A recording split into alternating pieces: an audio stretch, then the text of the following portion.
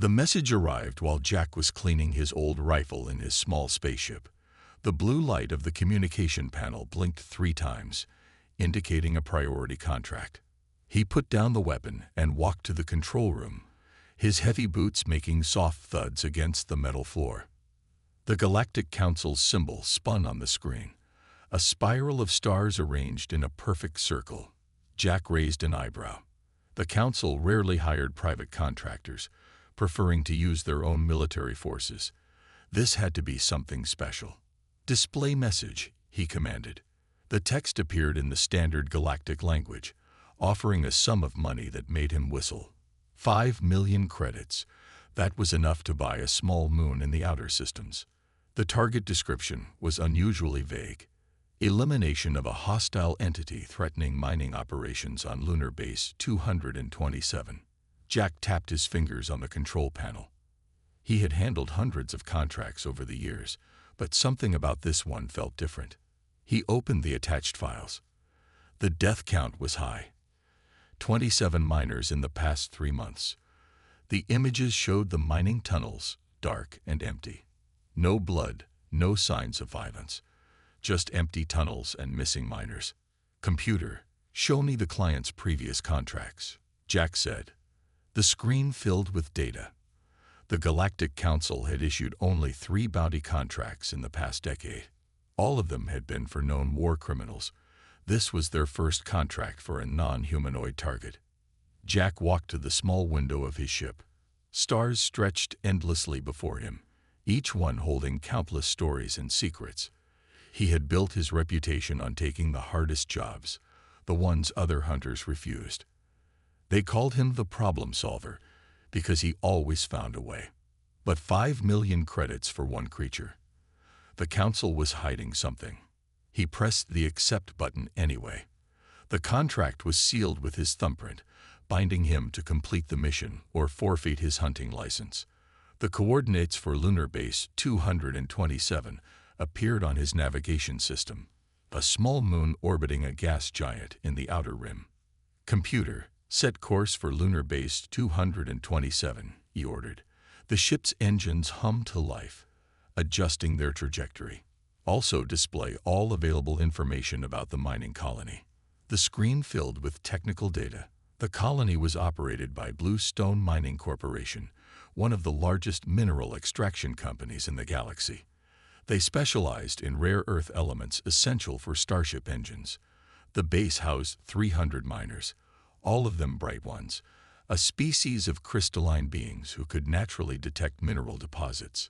Jack spent the next few hours studying the layout of the mining tunnels.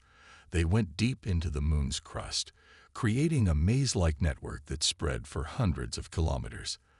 The perfect hunting ground for a predator, or the perfect hiding place for something that didn't want to be found. He checked his equipment one last time. His armor was reinforced with the latest energy-dispersing technology. His weapons ranged from simple projectiles to advanced plasma rifles. Whatever this monster was, he would be ready. The ship's computer chimed, indicating they were approaching the base. Jack looked through the front viewport and saw the moon growing larger. Its surface was gray and pockmarked with craters, typical for an outer rim satellite. The only unusual feature was a large dark spot near the equator, the mining complex. As the ship began its landing sequence, Jack couldn't shake the feeling that this mission was more than it seemed. The Council's involvement, the unusually high payment, the lack of violence and the deaths, it all pointed to something bigger than a simple monster hunt. The landing gear touched down with a soft thud. Through the ship's windows, Jack could see the massive doors of the mining complex's hangar sliding open. A group of bright ones waited inside, their crystalline bodies glowing with a soft blue light that reflected off the metal walls. Jack put on his helmet and checked the seals. The moon had no atmosphere, and he wasn't taking any chances. As he waited for the airlock to cycle, he made a silent promise to himself. He would find out what was really happening in these tunnels, no matter what it cost. The outer door opened, and Jack stepped onto the moon's surface. The hunt had begun, but he wasn't sure anymore who was really being hunted, the monster or the truth? The mining colony's main hall buzzed with nervous energy. The bright ones moved around Jack like glowing rivers of light, their crystalline bodies casting rainbow reflections on the metal walls. Their leader, who had introduced himself as Ray, stood before a large holographic map of the mining tunnels. "The creature strikes without warning," Ray said, his voice creating musical chimes in the air. "We find empty tunnels where our people should be. No signs of struggle. They simply vanish." His light dimmed slightly, showing what Jack assumed was sadness. Jack studied the map carefully. Red dots marked the locations of disappearances. They formed an odd pattern, almost like a spiral going deeper into the moon. Not the random movement he'd expect from a hunting creature. "Show me the last place someone vanished," Jack said, adjusting his scanner. Ray touched the map, and it zoomed in on a tunnel marked Level 7, Section D. The walk to the tunnel took 20 minutes. Jack noticed how the bright ones stayed close to the well-lit main passages.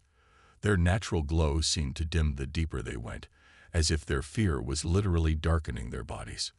"This is where Tom disappeared 3 days ago," Ray said, pointing to a mining cart still half filled with ore. "He was alone for only 5 minutes. When the next shift arrived, he was gone." Jack knelt beside the cart, running his scanner over the area. The readings made him frown. There's no trace of blood or tissue, no sign of a struggle.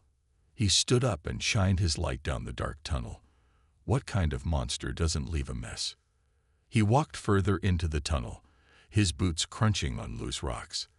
The walls here were different from the main passages. They sparkled with tiny crystals that seemed to catch and hold his light for a moment before fading. "These formations," Jack pointed at the walls, "are they natural?" Ray's light pulsed with surprise. "No. We've never seen anything like them before. They appeared after the disappearances began." He stayed at the tunnel entrance, unwilling to come closer. Jack took samples of the crystals, noting how they seemed to respond to his touch, growing slightly brighter. His scanner showed they were similar to the bright one's own crystalline structure, but more complex. As he worked, he noticed something else. The tunnel was completely silent. No dripping water, no distant mining sounds, not even the hum of ventilation systems. It was as if this section of the moon was holding its breath. "Ray," Jack called out, "how long has this section been mined?" 3 months.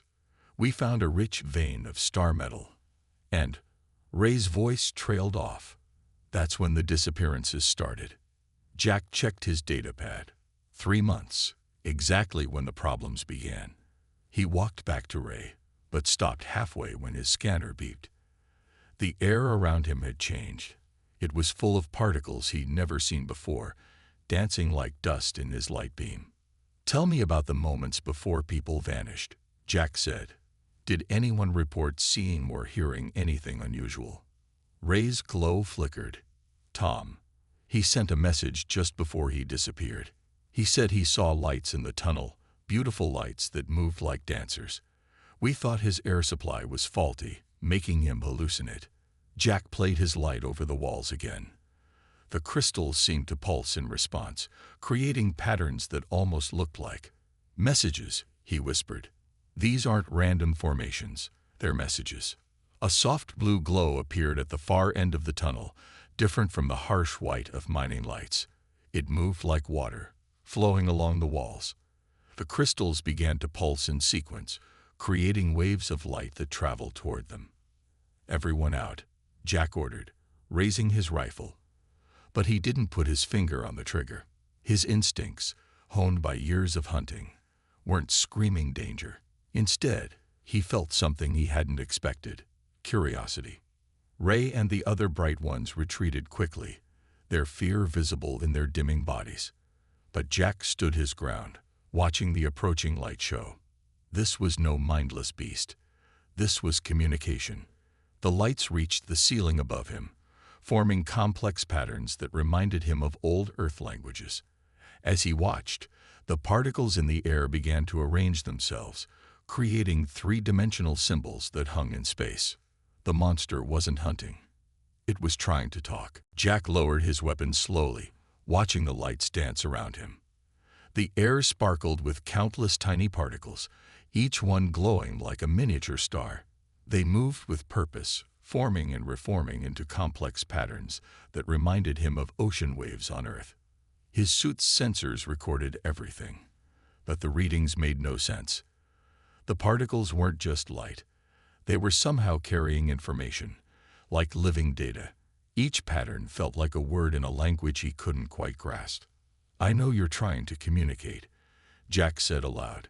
He switched off his rifle's power cell and hung it on his back.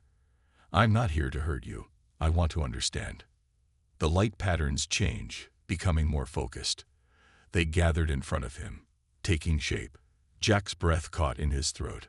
Floating before him was an image made of light, a perfect recreation of the mining colony's first days. He watched as ships landed and crews began cutting into the moon's surface. But there was something else in the image. Beneath the surface, networks of crystalline structures pulsed with life. They were beautiful, like frozen fireworks caught in stone. As the miners dug deeper, the crystals began to break. The image filled with a deep sense of loss that Jack could feel in his chest. "This was your home," he said softly. They didn't know. The image changed again. Now he saw the missing miners. They weren't dead. They were in some kind of stasis, suspended in crystalline chambers deep within the moon. Their bodies were surrounded by the same dancing lights, their faces peaceful. "You tried to talk to them, didn't you?" But it was too much for their minds to handle. A new pattern formed, more complex than before. The lights swirled around Jack, and suddenly he felt a presence in his mind. It was gentle, careful, like someone softly knocking on a door. He took a deep breath and mentally opened himself to it. Images and feelings flooded his thoughts. He saw a civilization that lived in light and crystal, communicating through patterns of energy. They were the original inhabitants of this moon, existing in harmony with the crystalline structures that weren't just rock. They were living memory banks, holding the history and knowledge of an entire species. The mining wasn't just destroying their homes, it was erasing their history, their culture, their very identity. The being, which Jack began to think of as the Lightweaver, had tried desperately to communicate with the miners, but the Bright One's crystalline bodies were too similar to their own structure. The attempted communication had overwhelmed their neural systems, forcing them into a protective stasis. "That's why you kept them safe," Jack said aloud. "You were trying to protect them while finding a way to talk." The lights pulsed in agreement. Jack felt a wave of relief from the being.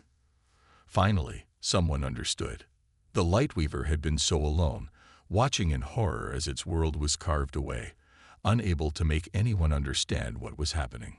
Jack reached out slowly and touched one of the floating light patterns.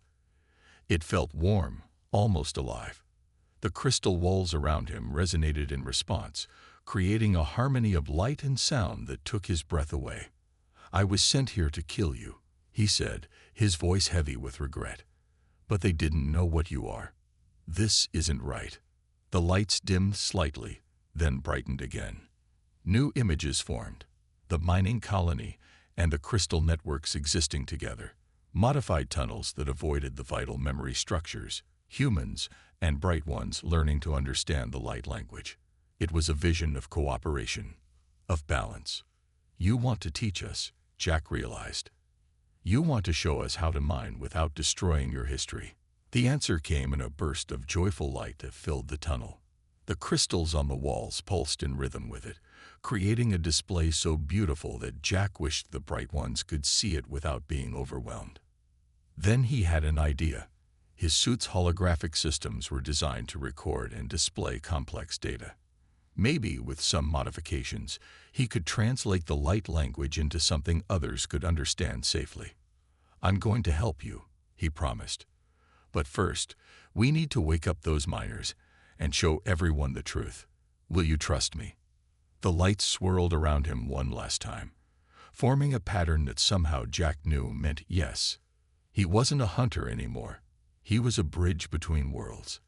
and his real mission was just beginning. Back in the main control room, Jack's fingers flew over the computer terminal.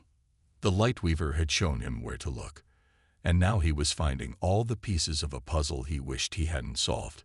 His face grew darker with each new document he uncovered. The mining company's initial surveys were there, buried under layers of security. They had known. From the very first scan, they had detected the crystal networks and the energy patterns that showed signs of intelligence. But moving the operation would have cost them billions of credits. "Look at this," Jack said to Ray, who hovered nervously nearby. He displayed a report dated 3 months before the mining began. "Your company didn't just find minerals. They found life." Ray's crystalline form dimmed as he read the document. This can't be true. Our leaders told us this moon was empty." Jack pulled up more files. They classified the beings as energy anomalies and marked them as expendable. When the Lightweaver tried to communicate, they labeled it as a hostile entity. They knew the disappearances were just failed attempts at contact. The room fell silent. Other bright ones gathered around, their lights pulsing with different colors as they processed the truth. They had been used as unwitting weapons against another crystal-based species, their mining work destroying an ancient civilization. "The missing miners," one of them asked, their voice chiming with worry. "Are they really alive?" "Yes." Jack brought up the scans from his suit, showing the stasis chambers deep in the moon. The Lightweaver protected them when the communication overwhelmed their neural systems. It's been trying to find a safe way to wake them up. He explained what he had learned in the tunnel, how the crystal networks were living memory banks, holding the history and knowledge of an entire civilization. How the Lightweaver had tried desperately to save its people's memories, while also protecting the miners from harm. "But why didn't the Council stop this?" Ray asked. "Surely The Council was paid to look the other way," Jack said grimly, displaying more documents. "My contract wasn't about protecting you. It was about silencing the last witness to the company's crimes." The Bright One's glow became intense with anger. Their crystalline bodies rang with a sound like breaking glass.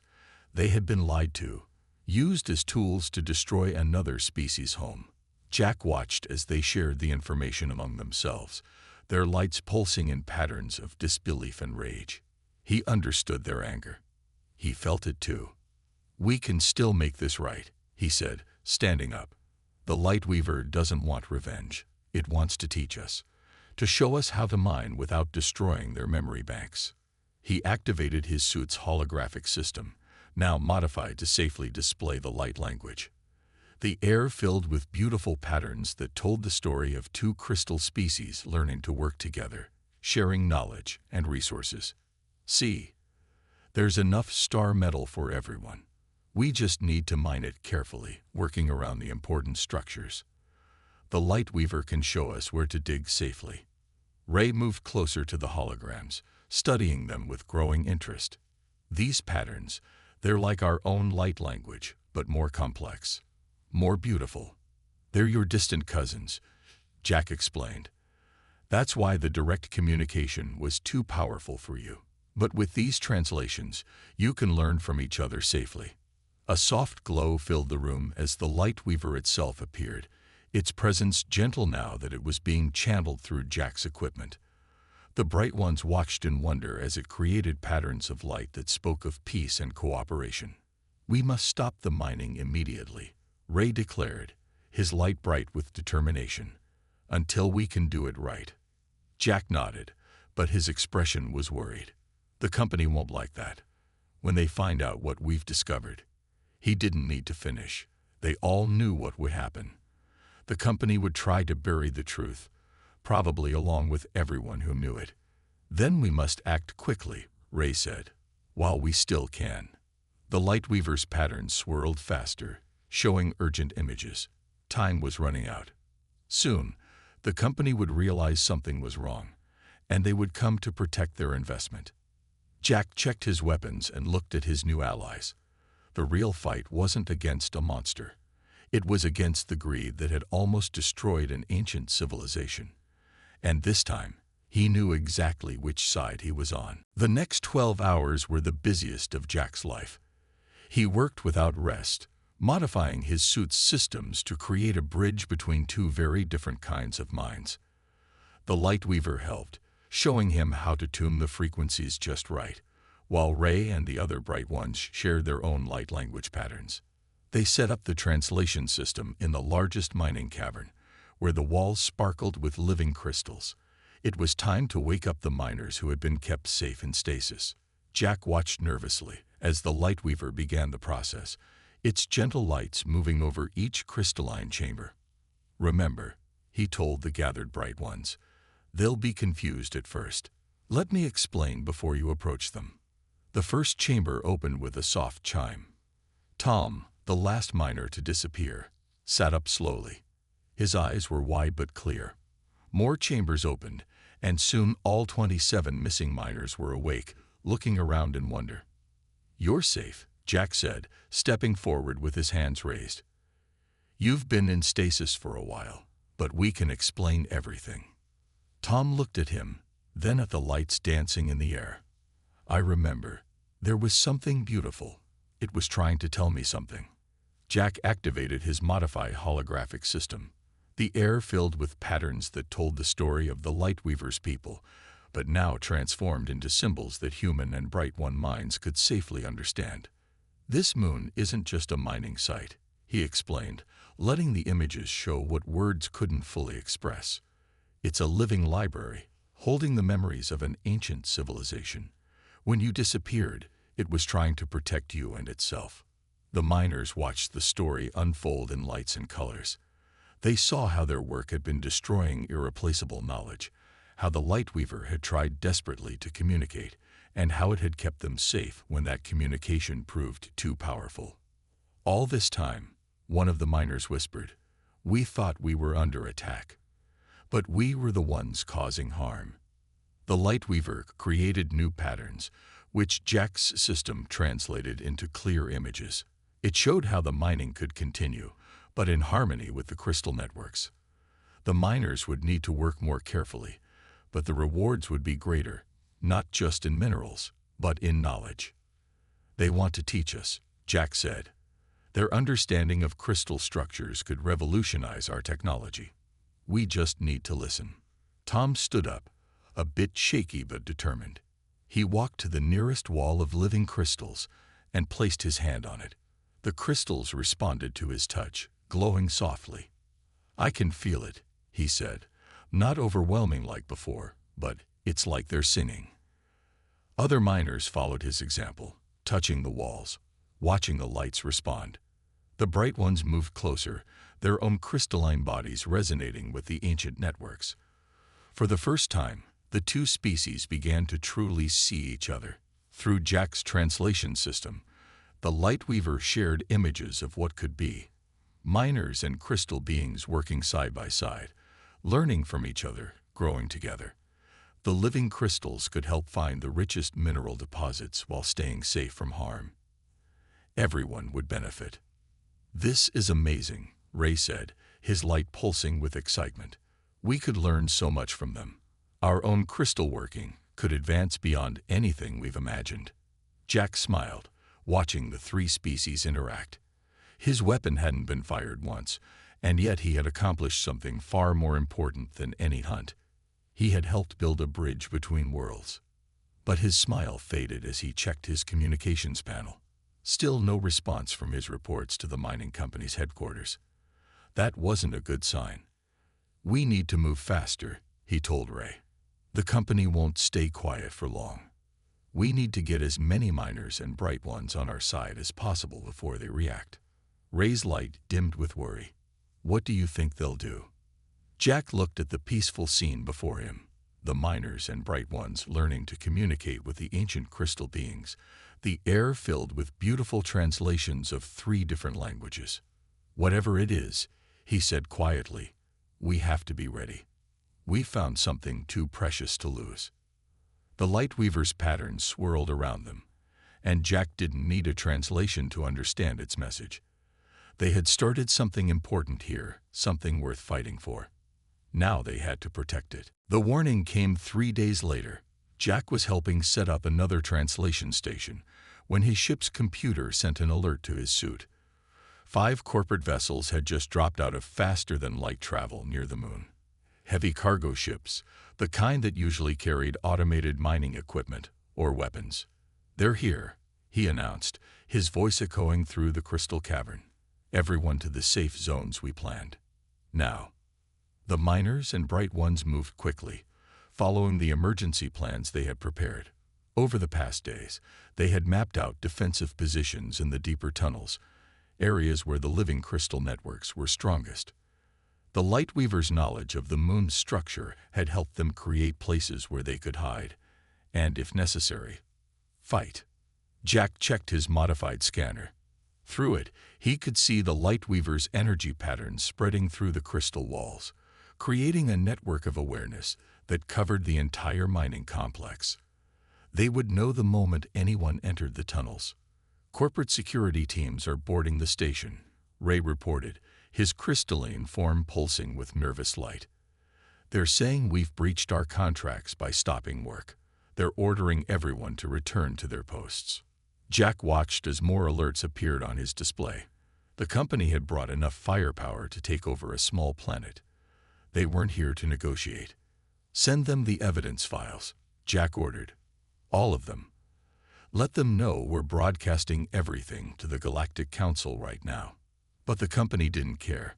Security teams in heavy armor began pushing into the tunnels, their weapons charged. They weren't even trying to hide their intentions anymore. "This is your final warning." A voice boomed through the station speakers. "Return control of the facility to corporate authority, or we will use lethal force. This is an illegal occupation of company property." Jack looked at the miners and bright ones gathered around him. In just 3 days, they had become something more than coworkers. They were defenders of something precious, something worth protecting. "We are not company property," Ray answered through the communication system. His voice rang with authority. "And neither is this moon. We have evidence of your crimes against a sentient species. Stand down or face the consequences." The security teams responded by pushing deeper into the tunnels, but they didn't know what they were walking into. The Lightweaver had spent centuries learning how to protect its home. As the armed forces approached the first junction, the crystal walls began to glow. Patterns of light danced through the air, beautiful but disorienting. The security team's targeting systems went haywire, their communications filled with static. "Hold your positions," Jack called to his allies. "Let them come to us." The Lightweaver's energy flowed through the crystal networks, turning the tunnels into a maze of light and shadow. Security teams got lost, separated, their equipment malfunctioning in the strange energy fields. Some found themselves walking in circles, unable to tell which way was forward or back. But the company commanders weren't giving up. They sent in mining robots, machines designed to cut through rock. The sound of their drills filled the tunnels, threatening to destroy everything they had worked to protect. That's when the bright ones revealed their own secret. Working with the Lightweaver, they had learned to channel their crystalline energy in new ways. As the robots approached, the bright ones began to sing. The sound was like nothing Jack had ever heard. It resonated with the living crystals, creating waves of energy that washed over the machines. One by one, the robots stopped, their systems overloaded by frequencies they were never designed to handle. "They're pulling back," Jack announced, watching his scanner. The security teams were retreating, confused and disoriented by the defense they had never expected. But he knew this was just the first wave. The company wouldn't give up billions in mining rights without a bigger fight. They would regroup, bring in heavier weapons, maybe even call in military support. "How long can we hold them?" Ray asked, his light dimming with worry. Jack checked his communications panel. The evidence they had gathered was still broadcasting, spreading across the galactic networks. They just needed time for the right people to see it, to understand what was really happening here. "Long enough," he said, hoping he was right. "We just need to hold out long enough for the truth to reach the right ears." The Lightweaver's patterns swirled around them, showing images of hope and determination. They had already won the most important battle, the one for understanding. Now they just had to survive long enough to make it count. The company's second attack never came. Instead, a fleet of Galactic Council peacekeeping ships appeared in orbit, their arrival announced by a message that echoed through every speaker in the mining complex. This moon is now under Council protection. All corporate forces are ordered to stand down immediately. Jack watched from the control room as the corporate ships retreated, their weapons powered down. On his screens, he could see Council representatives boarding the station. They moved with the careful precision of people who knew they were making history. The evidence they had broadcast had reached exactly the right people. The Council's Science Division had been particularly interested in the footage of the Lightweaver's crystal memory networks. The possibility of accessing ancient knowledge stored in living crystals had caught their attention more than any amount of rare minerals. The Council members are requesting to meet with all three species, Ray announced, his crystalline form glowing with relief and pride. They want to see the translation system in action. Jack led the delegation into the Grand Cavern where it had all started. The Lightweaver's presence filled the space with gentle waves of light, while the Bright Ones and human miners stood together, no longer divided by fear or misunderstanding. Through Jack's translation system, the Lightweaver shared its story with the Council representatives. The officials watched in wonder as the history of an ancient civilization unfolded before them in patterns of light and color. When the presentation ended, even the most serious-looking Council member had tears in their eyes. "This changes everything," the head of the Science Division said. "The mining operations will continue, but under new management and new rules. The knowledge preserved in these crystals belongs to all species." The Council's legal team moved quickly. The mining company's licenses were revoked, their assets on the moon seized. New laws were drafted to protect crystal-based life forms and their habitats. The moon was declared a special cultural preservation zone, where mining could only happen with the Lightweaver's guidance. But the biggest change came in the way the three species learned to work together. The Bright Ones discovered that their own crystalline structures could be enhanced by the Lightweaver's ancient knowledge. The human miners developed new technologies based on crystal resonance that made their work safer and more efficient. Jack watched it all from his favorite spot in the upper tunnels, where the crystals created patterns that looked like stars. His bounty hunter's license had been replaced with a new title, Chief of Interspecies Relations. The Council had decided his unique ability to bridge different worlds was too valuable to waste on hunting. "Did you ever imagine it would end like this?" Ray asked, joining him in the tunnel. "When you first came here to kill a monster?" Jack smiled, watching a group of miners below learning the basics of crystal communication from their Bright One colleagues. The Lightweaver's patterns danced around them, offering gentle corrections and encouragement. "The real monster was never the Lightweaver," he said. "It was the fear and greed that almost destroyed something beautiful. We're lucky we stopped it in time."